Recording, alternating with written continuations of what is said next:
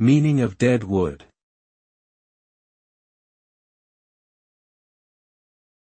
Dead wood.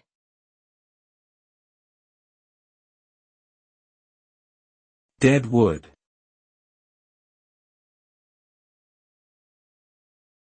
Dead wood.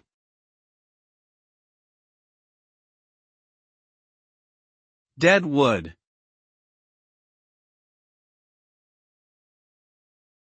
Deadwood refers to people, things, or processes that are no longer useful or productive, but continue to take up resources and space.